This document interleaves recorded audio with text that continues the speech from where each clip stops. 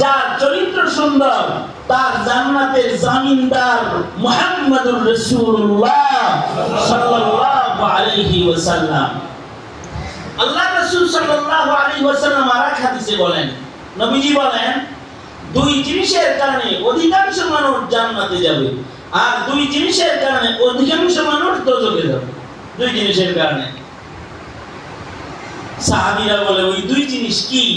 আল্লাহর রাসূল বলেন, ওই দুই জিনিস হলো, একটা হলো মুখ আর একটা হলো লজ্জাস্থান। যার মুখ সুন্দর আর লজ্জাস্থান পূত পবিত্র, সে মুখের কারণে, তার লজ্জাস্থানের পবিত্রতার কারণে সে জান্নাতে চলে যাবে।